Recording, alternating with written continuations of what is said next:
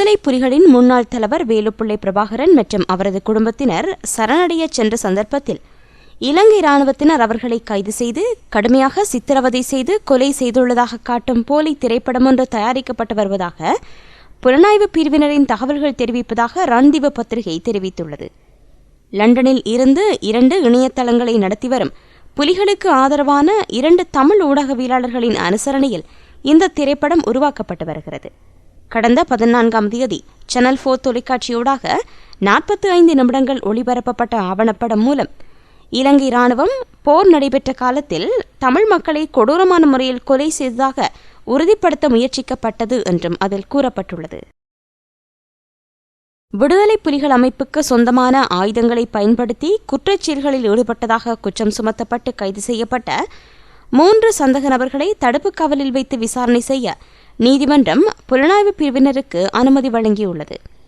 கைது செய்யப்பட்ட சந்தக நபர்களை நீதிமன்றத்தில் ஆஜர்படுத்திய புலனாய்வு துறையினர் அவர்கள் இராணுவத்தில் பணியாற்றியவர்கள் என்று நீதிமன்றத்தில் தெரிவித்தனர். சந்தக நபர்கள் ஆனமுடுவ பிரதேசத்தில் கடந்த டிசம்பர் மாதம் 3 பேரை கொலை செய்துள்ளதாக தகவல் கிடைத்துள்ளதாகவும் புலனாய்வு பிரிவினர் கூறினர்.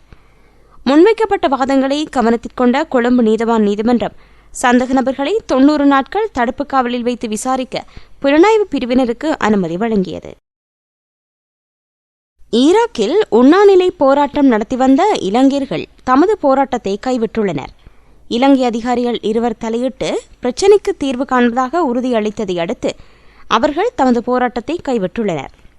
ஈராக்கில் கட்டட நிர்மாண பணிகளை மேற்கொள்ளும் நிறுவனம் ஒன்றில் பணியாற்றிய இந்த இலங்கை பிரஜைகளுக்கு ஊதியம் வழங்கப்படாததன் காரணமாக அவர்கள் உண்ணாநிலை போராட்டத்தை ஆரம்பித்தனர். 41 பேர் இந்த போராட்டத்தில் ஈடுபட்டனர். ஈராக்கின் அல் அமரா பிரதேசத்தில் உள்ள குறித்த நிறுவனத்தின் அலுவலகத்தில் 30 பேரும் பாக்தாத்தில் உள்ள தலைமையக கட்டடத்துக்கு எதிரில் 11 பேரும் இந்த உண்ணாநிலை போராட்டத்தை மேற்கொண்டு வந்தனர். இலங்கை மேன்முறையீட்டு நீதிமன்ற தலைவராக இருந்த நீதியரசர் சந்தியா ஹெட்டிகே உயர் நீதிமன்ற நீதியரசராக நியமிக்கப்பட்டதை தொடர்ந்து மேன்முறையீட்டு நீதிமன்ற தலைவராக மேன்முறையீட்டு நீதிமன்றத்தின் சிரேஷ்ட நீதியரசர் எஸ் ஸ்ரீஸ்கந்தராஜா நியமிக்கப்பட்டுள்ளார். அத்துடன் வெற்றிடமாக உள்ள மேன்முறையீட்டு நீதிமன்ற நீதியரசர் பதவிக்கு கொழும்பு சிவில் மேன்முறையீட்டு நீதிமன்றத்தின் நீதிபதி நளின் பெரேரா நியமிக்கப்பட உள்ளார்.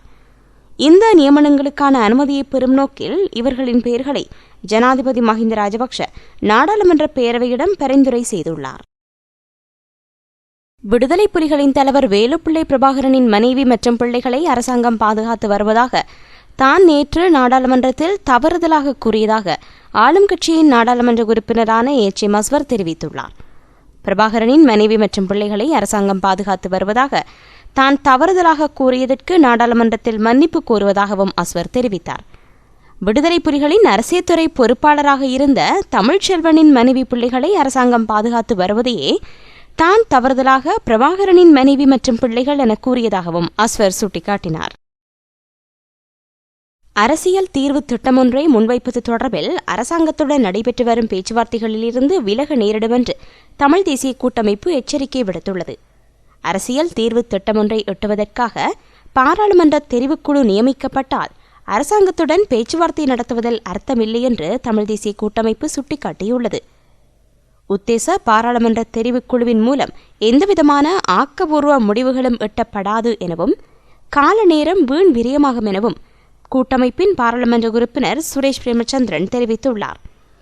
கடந்த கால அரசாங்கங்களினால் தயாரிக்கப்பட்ட அறிக்கைகள் மற்றும் தெரிவுக்குழுக்களின் பரிந்துரைகளின் மூலம் பல்வேறு தரவுகளை பெற்றுக்கொள்ளக்கூடிய சாத்தியம் காணப்படுவதாகவும் குறிப்பிட்டார். முன்னாள் ஜனாதிபதி ஜே.ஆர். ஜெயவர்தன திம்பு பேச்சுவார்த்தைகளையும் முன்னாள் ஜனாதிபதி பிரேமதாச கொழும்பில் புலிகளுடன் பேச்சுவார்த்தை நடத்தி மங்கள முனசிங்க ஆணைக்குழுவினை நிறுவியதாகவும் ஜனாதிபதி சந்திரிகா பண்டாரநாயக்க குமாரதுங்க அரசியலமைப்பு சீர்திருத்த யோசனையை முன்வைத்ததாகவும் தற்போதைய ஜனாதிபதி மஹிந்த ராஜபக்ஷ சர்வகட்சி பேரவை பரிந்துரைகளை முன்வைத்ததாகவும் அவர் தெரிவித்தார். இந்த அனைத்து குழுக்களும் வடக்கு கிழக்கு பிரச்சினைகள் குறித்து ஆராய்ந்து ஒவ்வொரு மாதிரியான தீர்வு திட்டங்களை சமர்ப்பித்துள்ளன. அநேகமான குழுக்களில் பெரும்பான்மையாக சிங்கள பிரதிநிதிகள் அங்கம் வகித்த போதிலும் சில முற்போக்கான யோசனை திட்டங்கள் முன்வைக்கப்பட்டதாக அவர் சுட்டிக்காட்டினார். அமைச்சர் பேராசிரியர் திச விதாரணவின் தலைமையில் தயாரிக்கப்பட்ட சர்வகட்சி பேரவை அறிக்கை பரிந்துரைகளை அநேகமான அரசியல் கட்சிகள் ஏற்றுக்கொண்டிருந்ததாகவும் குறிப்பிட்டார். ஏற்கனவே நியமிக்கப்பட்ட குழுக்களின் பரிந்துரைகளை கருத்தில் கொள்ளாது அரசாங்கமே புதிதாக பாராளுமன்ற தெரிவுக்குழுவினை அமைக்கின்றது என்றும் அவர் கேள்வி எழுப்பினார். பாராளுமன்ற தெரிவுக்குழுவினை அமைக்குமாறு யார் கோரினார், யாரின் தேவைக்காக இது அமைக்கப்படுகின்றது என்று அவர் மேலும் கேள்வி எழுப்பினார். கடந்த பிப்ரவரி மாதம் முதல் இதுவரையில் 6 தடவைகள் அரசாங்கத்துடன் பேச்சுவார்த்தை நடத்தப்பட்டுள்ளதாகவும் நாளைய தினம் மீண்டும் பேச்சுவார்த்தை நடத்தப்படுவதாகவும் அவர் தெரிவித்தார். நீண்ட காலமாக தடுத்து வைக்கப்பட்டுள்ள 850 தமிழ் அரசியல் கைதிகளை விடுதலை செய்தல், இடம்பெயர் மக்களுக்கு நிவாரணங்களை வழங்குதல் என்று சில முக்கிய யோசனைகளை கட்சி சமர்ப்பித்த போதிலும் அவற்றை அரசாங்கம் இதுவரையில் நடைமுறைப்படுத்தவில்லை என்றும் அவர் குற்றம் சுமத்தினார். அரசாங்கம் தேவையற்ற விடயங்கள் குறித்தே கூடுதல் கவனம் செலுத்தி வருவதாகவும் குறிப்பிட்டார்.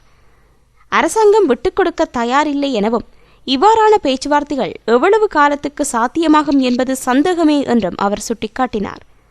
இலங்கை விவகாரங்கள் குறித்து இந்தியா அதிருப்தி அடைந்துள்ளதாகவும் சுட்டிக்காட்டினார். அண்மையில் இராணுவத்தினர் தமது கட்சி மீது நடத்திய தாக்குதல்களின் பின்னரும் பேச்சுவார்த்தைகளிலிருந்து விலகிக் கொள்ளவில்லை என்றும் அவர் தெரிவித்துள்ளார். யாழ் நகர பகுதியிலுள்ள புல்லுக்குளத்தினையும் சிங்களவருக்கு தாரை வார்க்க முயற்சிகள் ஆரம்பமாகியிருக்கின்றன. ஏற்கனவே யாழ்ப்பாணத்தில், அதாவது இலங்கையின் வடகிழக்கு பகுதியில் பல இடங்கள் அண்மை காலமாக சிங்களவர்களுக்கு தாரை வார்க்கப்பட்டு வருகிறது. நட்சத்திர விடுதிகளுக்காகவும் உணவு விடுதிகளுக்காகவும் என்று பல்வேறு இடங்கள் தாரை வார்க்கப்படுகின்றன. யாழ் நகரின் புல்லுக்குளமும் தற்போது தாரை வார்க்கப்படலாம் என்று அஞ்சப்படுகிறது.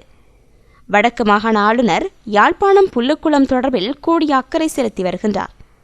யாழ் நகர மையப்பகுதியில் அசோகா விடுதியின் பின்புறமாக அமைந்துள்ளது புல்லுக்குளமாகும். இதனை ஒரு சுற்றுலா பொழுதுபோக்கு மையமாக மாற்றுவதே ஆளுநரின் திட்டமாக காணப்படுகிறது. ஏற்கனவே பல மில்லியன் ரூபாய் செலவழித்து நடைபாதைகள் உள்ளிட்ட பகுதிகள் புனரமைக்கப்பட்டிருக்கின்றன. இந்நிலையில் குளத்தை ஆழப்படுத்தும் நடவடிக்கைகள் நேற்று ஆரம்பிக்கப்பட்டிருக்கின்றன. எனினும் மாநகர சபையில் இது தொடர்பாக எந்தவொரு தீர்மானமும் எடுக்கப்படவில்லை என்று மாநகர சபை வட்டாரங்கள் கூறுகின்றன. ஆனாலும் இந்த குளத்தை தென்னிலங்கையைச் சேர்ந்த சிங்களவர் ஒருவருக்கு நீண்டகால அடிப்படையில் குத்தகைக்கு வழங்குமாறு ஆளுநர் நிர்பந்தித்து வருவதாக தெரிவிக்கப்படுகிறது. தென்னிலங்கையைச் சேர்ந்த சிங்களவர்களுக்கு இதன் மூலம் வருவாயை ஈட்டுவதே நோக்கமென்று தெரிவிக்கப்படுகிறது. குறித்த குளப்பகுதியில் சவாரி படகுகள் சகிதம் பொதுமக்கள் சுற்றுலா மையமாக பயன்படுத்துவதற்கான ஏற்பாடுகளை சிங்கள தரப்பூடாக செய்யவும் அதனை அண்டிய பகுதிகளில் விடுதிகளை அமைக்கவும் திட்டமிடப்பட்டுள்ளது. எனினும் இதற்கான அனுமதி எதுவுமே மாநகர சபை நிர்வாகத்திடம் பெறப்படவில்லை.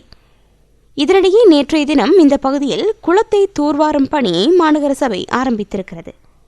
இந்த நடவடிக்கைக்கு யாழ் மாநகர மேயர் யோகேஸ்வரி பட்குணம் முழுமையாக ஆதரவு வழங்கி வருவதாக தெரிய வருகிறது. இதன் மூலம் அவர் நிதி கையாடல்களை மேற்கொண்டிருப்பதாக தமிழ் தேசிய கூட்டமைப்பின் அங்கத்தவர்கள் குற்றம் சாட்டுகின்றனர். இதனிடையே இன்று உரையாற்றிய மாநகர மேயர் யோகேஸ்வரி பட்குணம் தமிழ் தேசிய கூட்டமைப்பின் நாடாளுமன்ற உறுப்பினர்கள் மற்றும் அங்கத்தவர்கள் தமது சுயநல அரசியல் கருதி இந்த அபிவிருத்தி பணியை தடுத்து நிறுத்துவதாக குற்றம் சாட்டியுள்ளார். ஐக்கிய நாடுகள் நிபுணர் குழு அறிக்கை நிராகரிக்கப்படவில்லை என்று அந்த அமைப்பின் ஊடக பேச்சாளர் மார்ட்டின் நெசர்ஸ்கி தெரிவித்துள்ளார்.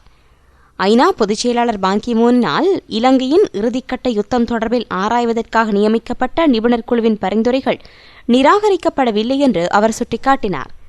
பரிந்துரைகளை அமல்படுத்துவது குறித்து பான் கி மூன் ஏற்கனவே கவனம் செலுத்தி வருவதாகவும் உள்ளக நடவடிக்கைகள் எடுக்கப்பட்டு வருவதாகவும் அவர் குறிப்பிட்டார். நிபுணர் குழு அறிக்கை உதாசீனம் செய்யப்பட்டுள்ளதாக வெளியாகும் தகவல்களில் உண்மை இல்லை என்றும் அவர் கூறினார்.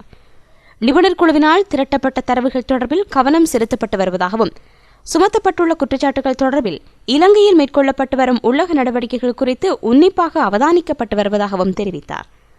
குறித்த நாடு அல்லது உறுப்பு நாடுகளின் வேண்டுகோளுக்கு இணங்கவே நடவடிக்கைகள் எடுக்கப்பட வேண்டும் என்றும் அவர் வலியுறுத்தியுள்ளார்.